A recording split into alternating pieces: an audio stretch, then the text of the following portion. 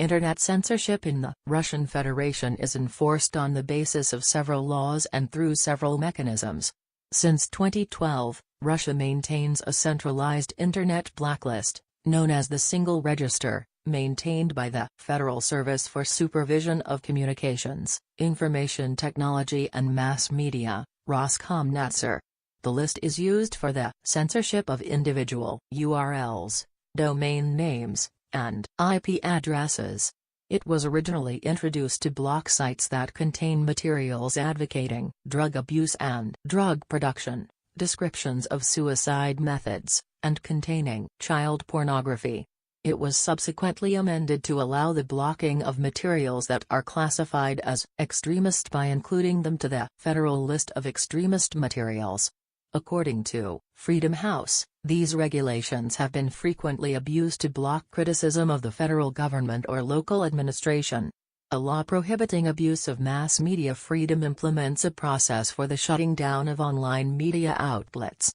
Russia was rated partly free and freedom on the net by Freedom House in 2009, score 49, 2011, score 52, 2012, score 52, 2013. Score 54, and 2014, score 60, and as not free in 2015, score 62, 2016, score 65, and 2017, score 66, where scores range from 0, most free, to 100, least free.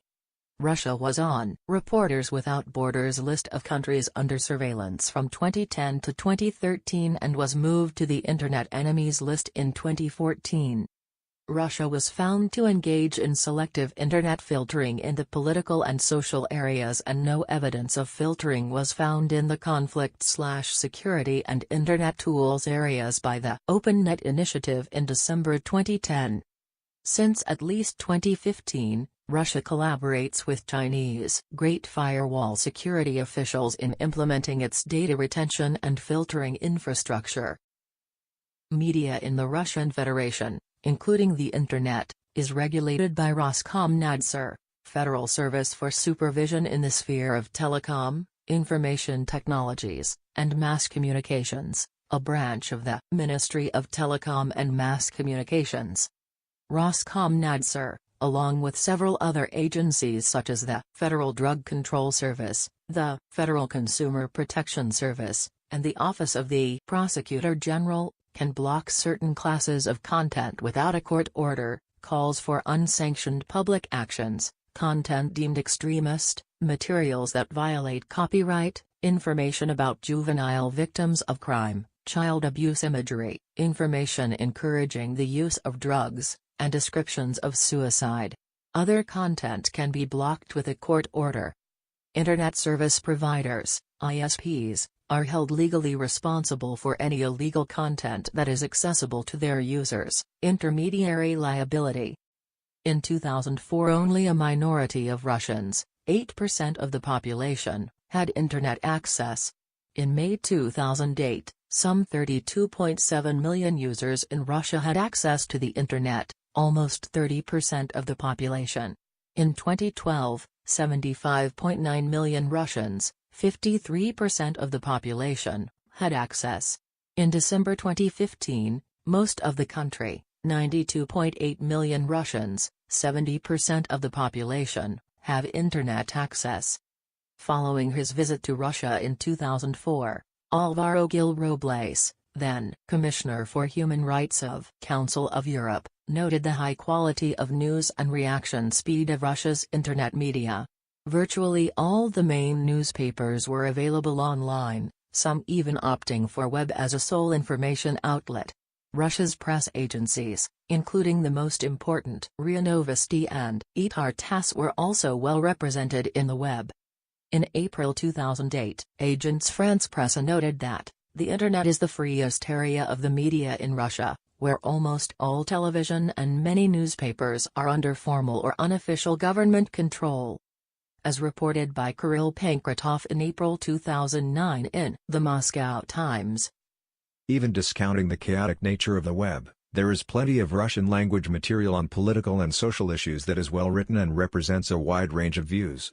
This does not mean, though, that most Russians are well informed of the important political and social issues of today.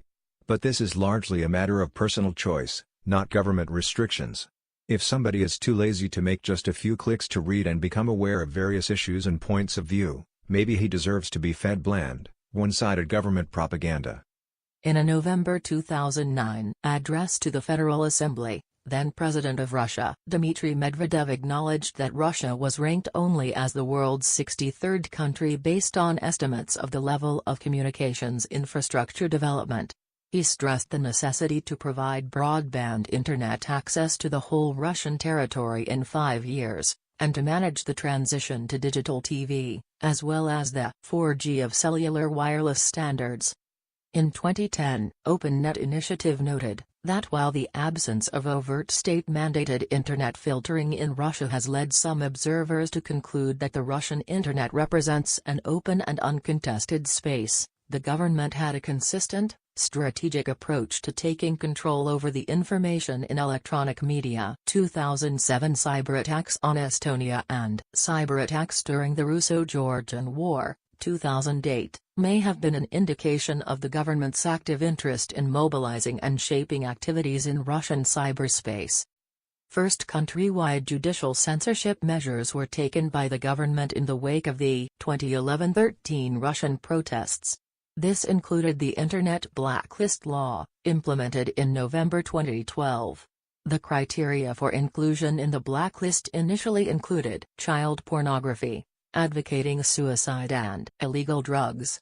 In 2013, the blacklist law was amended with content suspected in extremism, calling for illegal meetings, inciting hatred and violating the established order. The law allowed for flexible interpretation and inclusion of a wide array of content. Popular opposition websites encouraging protests against the court rulings in Bolotnaya Square case were for example blocked for calling for illegal action. Dumb Ways to Die, a public transport safety video, was blocked as suicide propaganda. Websites discussing federalization of Siberia, as attack on the foundations of the Constitution. An article on a gay activist being fired from job as well as LGBT support communities, as propaganda of non-traditional sex relations, publishing Pussy Riot logo, as insult of the feelings of believers, criticism of overspending of local governor, insult of the authorities, publishing a poem in support of Ukraine, inciting hatred etc. A separate class of materials blocked due to extremism are several religious publications, mostly Muslim and Jehovah's Witnesses. Bans can be challenged in courts, and in some cases these appeals are successful. In 2015, Russia's Security Council proposed a number of further internet controls to prevent hostile influence on the population of the country, especially young people, intended to weaken cultural and spiritual values. Prevention of this influence also includes active countermeasures such as actions targeted at the population and young people of the states attempting to weaken Russia's cultural values. Another initiative proposes giving Roskomnadzor right to block any domain within the .ru DLD without a court order. In February 2016, the Business Daily Vedomosti reported on a draft law by the Ministry of Telecom and Mass Communications titled On an Autonomous Internet System. The bill calls for placing the domains .ru and .under government control and would make installation of the Russian state surveillance system SORM mandatory. A ban on all software and websites related to circumventing internet filtering in Russia, including VPN software, anonymizers, and instructions on how to circumvent government website blocking, was passed in 2017. According to data published by the Russian Society for Internet Users founded by members of the Presidential Council for Human Rights, instances of censorship increased by a factor of 1,5 from 2013 to 2014. The incidents documented include not only instances of internet blocking but also the use of force to shut down internet users, such as beatings of bloggers or police raids. Human rights NGO Agora reported that instances of internet censorship increased ninefold from 2014 to 2015, rising from 1,019 to 9,022. In 2018, Russian government eventually introduced a countrywide ban on Telegram Messenger after a long dispute on handing encryption keys. In April 2018, Roskomnadzor blocked over 18 million IP addresses including subnets of Amazon and Google pools in an attempt to actually block the Telegram Messenger that had been using a method known as domain fronting. Over 400 Russian companies, for example payment processor Qiwi, reported disruptions of services as a result of indiscriminate IP address bans introduced by Roskomnadzor. In May 2018, the Moscow court that issued the original order to start Telegram blocking on request of Roskomnadzor clarified that the order wasn't legally in force yet, since it has been appealed, thus making the legal basis for Roskomnadzor block unclear. The ban led to a 1,000% increase in personal VPN. MW parser output site citation font style inherit. MW parser output citation Q quotes. MW parser output citation CS1 lock free a background URL /wikimedia's/comments/thumb/6/65/lockgreen.svg/9px lockgreen.svg.png no repeat, background position right. 1M center, MW parser output citation CS1 lock limited A. MW parser output citation CS1 lock registration a background URL /upload.wikimedia.org/wikipedia/comments/thumb/d/d6/lock gray alt2.svg/9px lock gray alt2.svg.png no repeat, background position right. 1M center, MW parser output citation CS1 lock subscription a background URL /upload.wikimedia.org/wikipedia/comments/thumb/aaa/lock red alt2.svg/9px lock red alt2.svg.png no repeat, background position right. 1M center, MW parser output CS1 subscription .mw parser output CS1 registration color, number 555.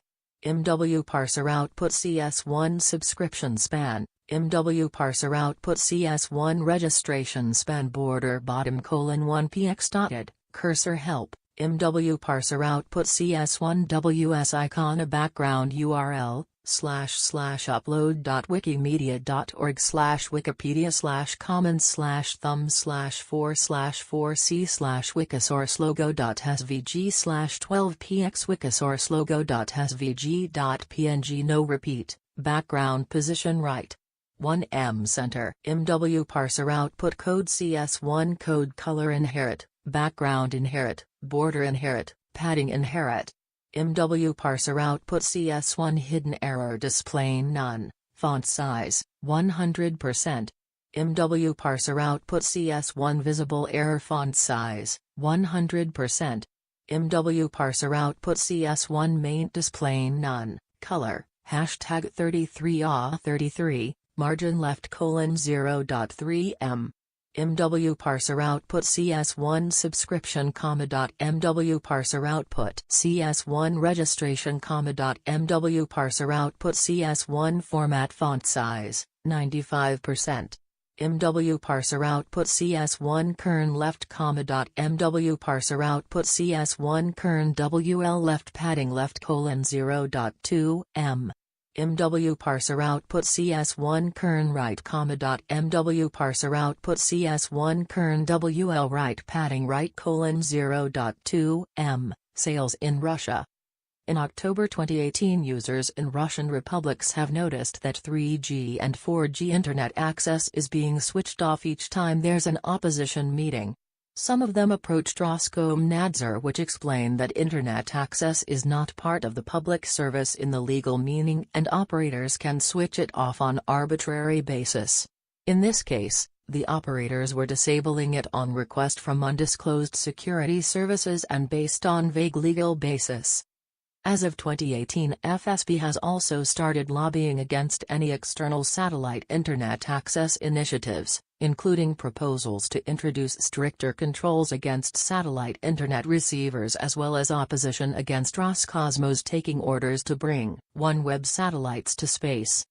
In December 2018, Google was fined 500,000 rubles for not removing blacklisted sites from its search results. Russia's System of Operational Investigatory Measures, SORM/Wiki/SORM, requires telecommunications operators to install hardware provided by the Federal Security Service, FSB.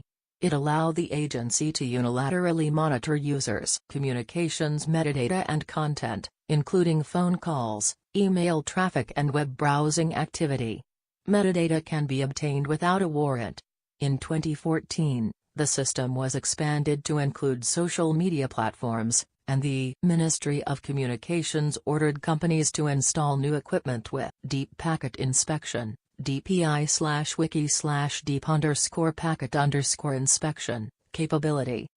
The Bloggers Law, passed July 2014, is an amendment to existing anti-terrorism legislation which includes data localization and data retention provisions. Among other changes, it requires all web services to store the user data of Russian citizens on servers within the country. Sites which did not comply with this requirement by September 2016 may be added to the Internet blacklist. Since August 2014, the law requires operators of free Wi-Fi hotspots, for example in restaurants, libraries, cafes etc., to collect personal details of all users, identify them using passports, and store the data. The Wi-Fi law, passed July 2016, is a package of several legislative amendments which include extensions to data retention. Among other changes, it requires telecom operators to store recordings of phone conversations, text messages and users' internet traffic for up to 6 months, as well as metadata for up to 3 years. This data as well as all other information necessary is available to authorities on request and without a court order.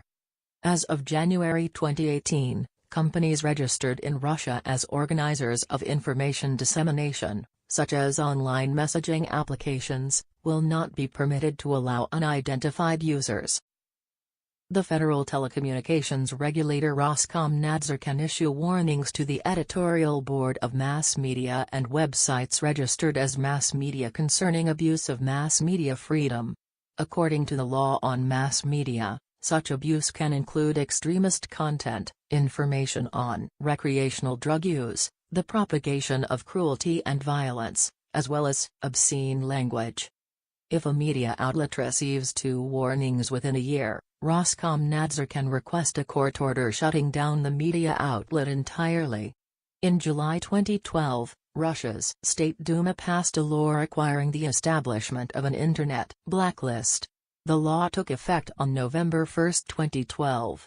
The blacklist is administered by the Federal Service for Supervision of Communications, Information Technology and Mass Media, Roskomnadzor, and the Federal Drug Control Service of Russia. At the time of introduction, the list was described as a means for the protection of children from harmful content, particularly content which glorifies drug usage, advocates suicide or describes suicide methods, or contains child pornography. In 2013, legislative amendments allowed the blocking of content suspected in extremism, calling for illegal meetings, inciting hatred and any other actions violating the established order. This content can be blocked without a court order by the Office of the Prosecutor General.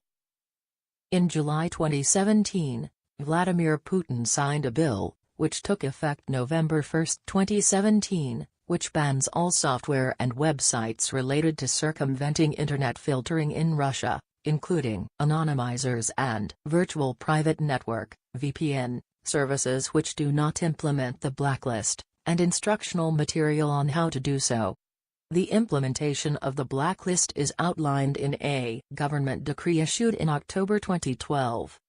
Roskomnadzor offers a website where users can check to see whether a given URL or IP address is in the blacklist, and can also report websites which contain prohibited materials authorities.